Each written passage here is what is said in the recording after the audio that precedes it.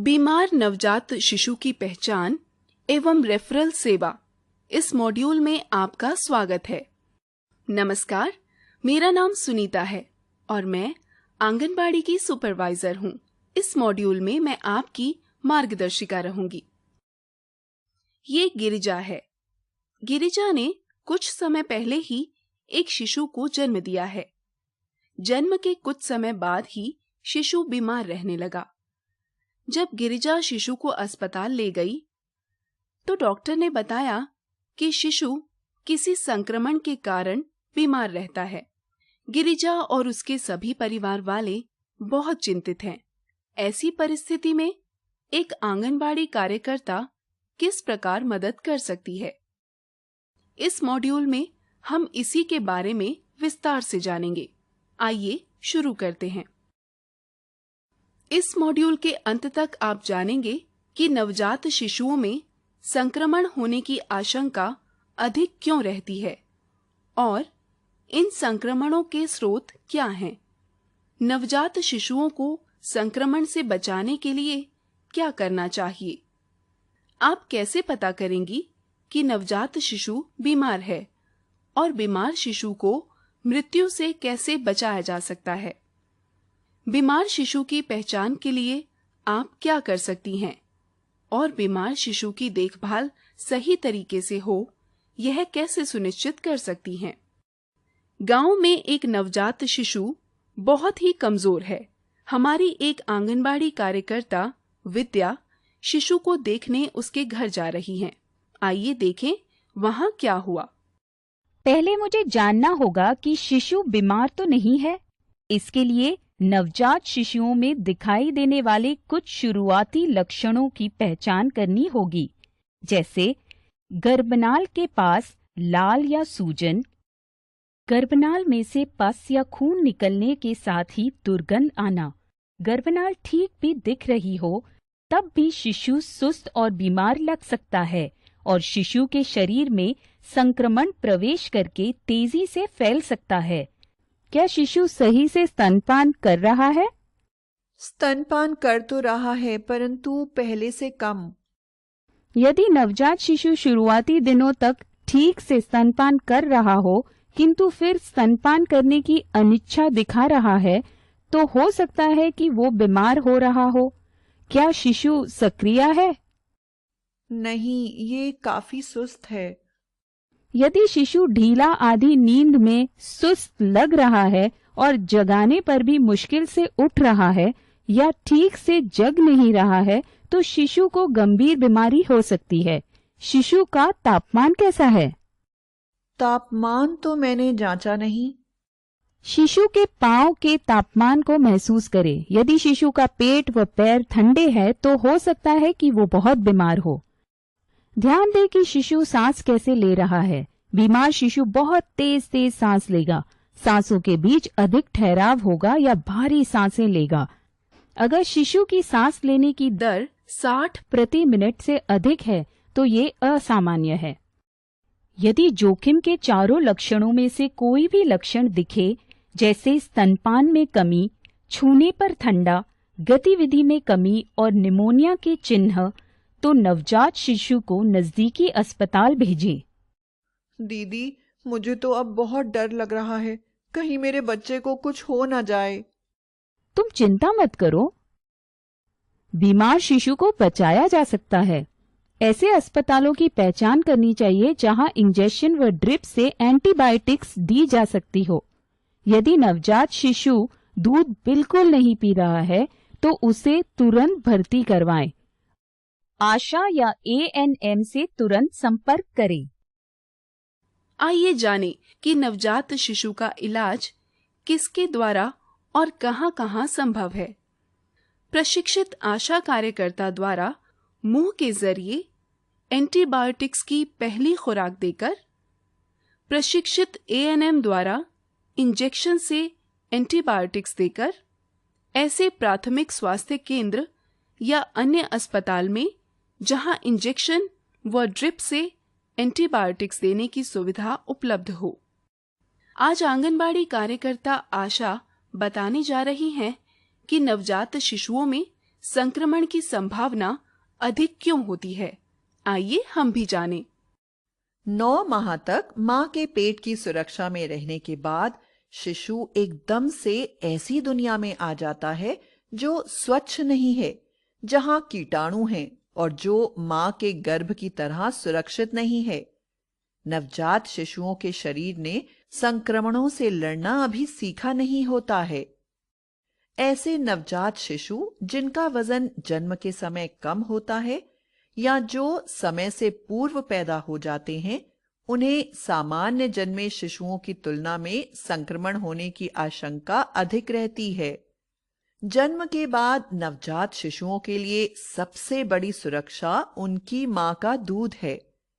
2 kilogram से कम वजन वाले अधिकतर कमजोर नवजात शिशुओं में ज्यादा बल और ऊर्जा नहीं होती है और वे शुरुआती कुछ दिनों में स्तनपान नहीं कर पाते हैं। ऐसे शिशुओं को कप या चम्मच से दूध पिलाने के दौरान साफ सफाई का ध्यान न रखने से संक्रमण होने की अधिक संभावना रहती है। एक कमजोर और एक बीमार नवजात शिशु में क्या अंतर है? जो शिशु जन्म के तुरंत बाद आवश्यक ताकत के साथ स्तनपान नहीं कर पाता है या जिसका वजन 2 किलोग्राम से नीचे है या उसका जन्म 8.5 महीने अथवा 37 सप्ताह पूरे करने से पहले हो जाता है, वह एक कमजोर नवजात शिशु होता है। जबकि जो शिशु पहले तो ठीक तरह से स्तनपान कर रहा था किंतु अब स्तनपान में कम रुचि ले रहा है और जिसकी सक्रियता भी कम हो गई है, वह शिशु बीमारी के लक्षण दिखा रहा है। नवजात शिशुओं में संक्रमण कहाँ से आता है? नवजात शिशु निम्नलिखित प्रकार से संक्रमित हो सकते हैं।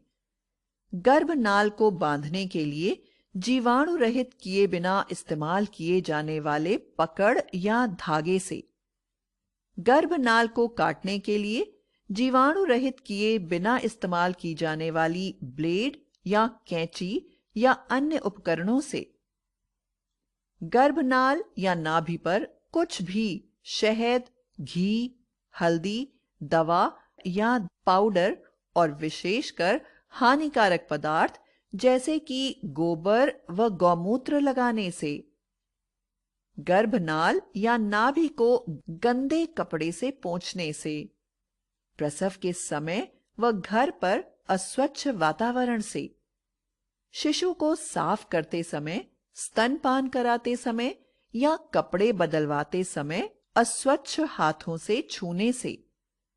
जो लोग सर्दी, खांसी, जुकाम, बुखार, चर्म रोग आदि संक्रमणों से पीड़ित हैं, वे भी नवजात शिशुओं को संक्रमित कर सकते हैं।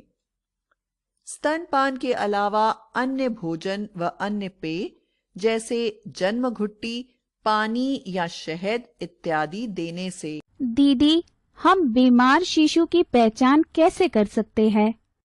गृह भ्रमण के समय माता से बात करें और पूछें कि क्या उन्होंने शिशु के बारे में कुछ ऐसा देखा है जो कि उन्हें चिंतित कर रहा हो। सभी नवजात शिशुओं में बीमारियां तेजी से बिगड़ सकती हैं और कमजोर नवजात शिशुओं में ऐसा होने की आशंका अधिक होती है। माता को अपने शिशु में जोखिम के चिन्हों को पहचानने और उनका आकलन करने के लिए प्रशिक्षित करें, क्योंकि अक्सर वही पहली व्यक्ति होगी जिनका ध्यान शिशु की स्थिति में परिवर्तन पर जाएगा।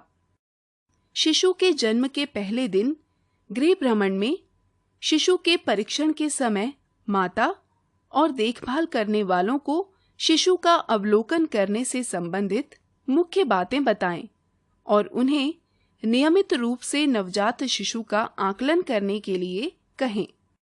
दीदी, बीमार शिशु को पहचान लेने के बाद क्या करना चाहिए? माता और देखभाल करने वालों को सलाह दें कि यदि उन्हें शिशु के स्वास्थ्य को लेकर कोई भी चिंता हो या जोखिम के 4 में से कोई भी चिन्ह दिखें, तो वे तुरंत आंगनबाड़ी कार्यकर्ता, एएनएम या आशा को सूचित करें। यदि आंगनबाड़ी कार्यकर्ता, एएनएम या आशा उपलब्ध नहीं हो तो शिशु को बिना देर किए नजदीकी अस्पताल ले जाएं। अपने क्षेत्र में ऐसे अस्पतालों की पहचान कर लें जहां उपचार के लिए इंजेक्शन व ड्रिप से एंटीबायोटिक्स देने की सुविधा हो। नवजात शिशु को संक्रमणों से बचाने के लिए 3 मुख्य काम हैं: केवल स्तनपान, गर्माहट सुनिश्चित करना और स्वच्छ देखभाल। आइए इनके बारे में विस्तार से जानें। समय पर और केवल स्तनपान करवाना। स्तनपान संक्रमणों से शिशु की सुरक्षा करता है। जिन शिशुओं को जन्म के बाद जल्दी ही स्तनपान करा दिया जाता है, उन्हें बाद में भी केवल स्तनपान कराए जाने की संभावना बढ़ जाती है तथा देखभाल करने वाले लोग शिशु को अन्य हानिकारक पेय नहीं दे पाते हैं, जिससे संक्रमणों की आशंका भी कम हो जाती है। शिशु को गर्माहट सुनिश्चित करना। शिशु के लिए पर्याप्त गर्माहट का इंतजाम नहीं होने पर उसके ठंडे पड़ जाने की आशंका सबसे अधिक होती है और वह सहज ही संक्रमणों की चपेट में आ सकता है। शिशु को देर से नहलाना, माता की त्वचा से शिशु की त्वचा का संपर्क रखना यानी KMC और शिशु को स्वच्छ कपड़े से अच्छी तरह लपेटकर उसे ठंड लगने से बचाया जा सकता है। शिशु और विशेषकर गर्भनाल की स्वच्छ देखभाल सुनिश्चित करना।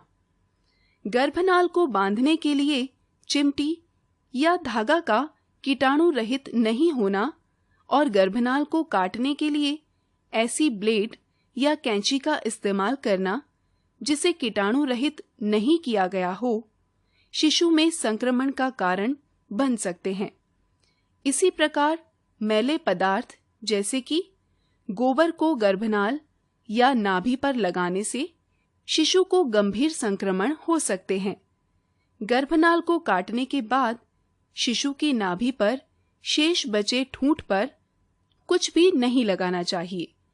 शिशु को छूने से पहले अपने हाथों को धोना शिशुओं को संक्रमणों से बचाने का सबसे असरदार तरीका है।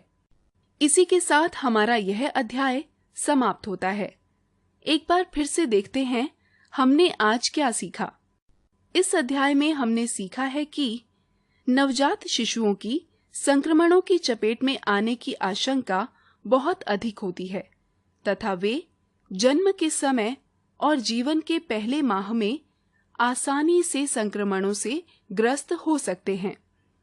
नवजात शिशुओं को केवल स्तनपान करा के गर्माहट और स्वच्छता सुनिश्चित करके संक्रमणों से सुरक्षा दी जा सकती है। संक्रमणों से बचाव के आसान तरीकों में गर्भनाल पर कुछ भी नहीं लगाना तथा शिशु से संबंधित कामों से पहले अपने हाथों को धोना है।